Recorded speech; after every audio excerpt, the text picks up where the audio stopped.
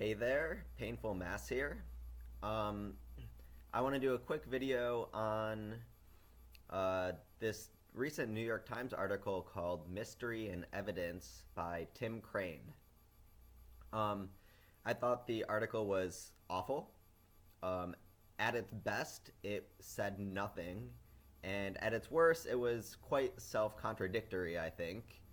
Um, and and I don't blame the author. I blame the fact that we live in such a politically correct society, and I think that's really all that was going on. Is he had to teeter around the issues and try to come up with some standard ways around these things, and it just fails.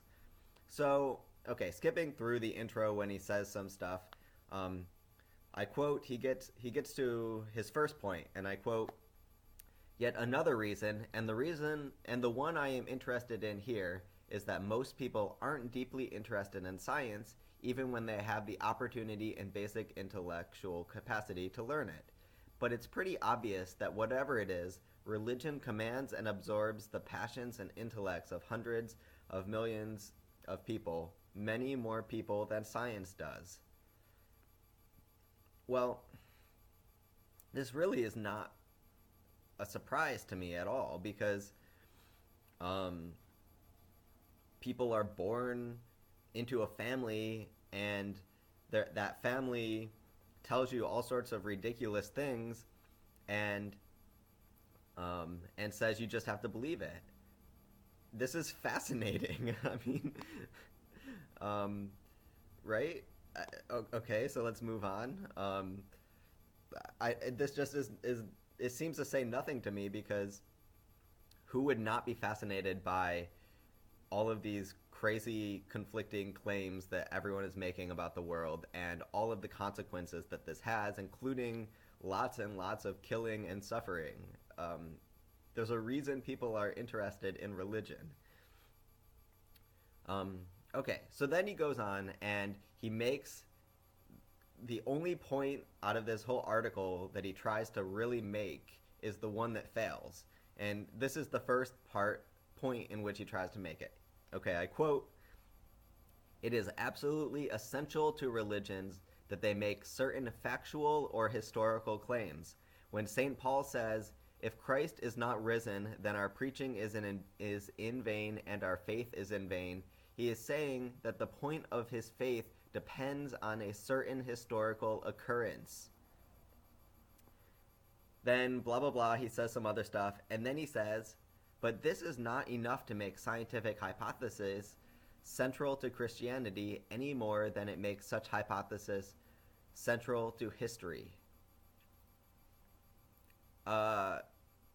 What?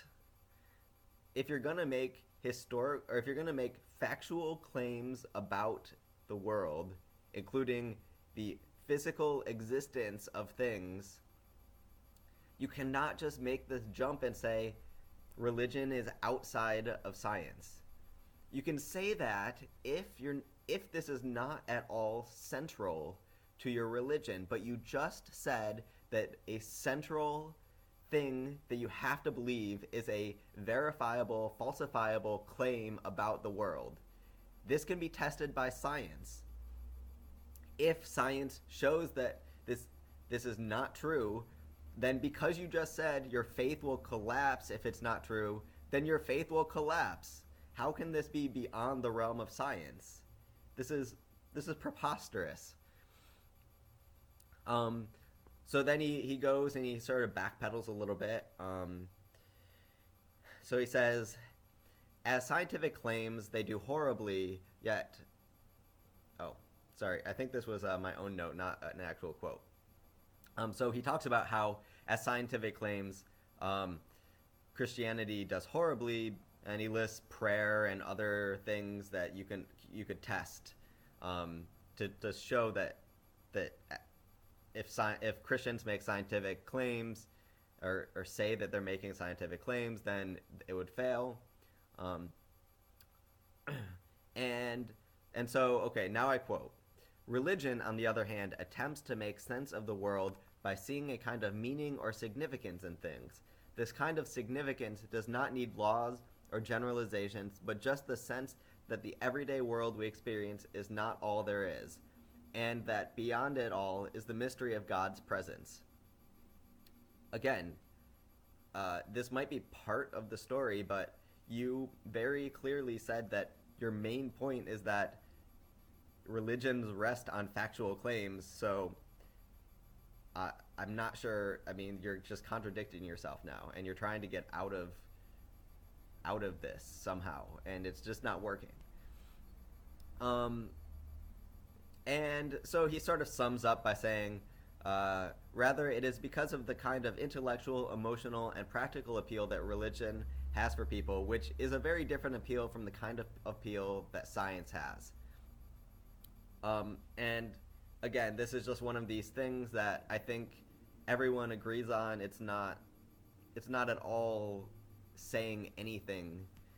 I mean, he's just saying religion has an emotional appeal and science has an intellectual appeal. So you're not saying anything there. So that's all. I read this article and was frustrated because I thought it was awful. And Tim Crane is a philosopher, so not sure what went on there other than possibly he had to try to get around some things because of political correctness, or he hadn't really thought through things. I don't know. But anyway, I encourage you to read the article. I'll post a link to it,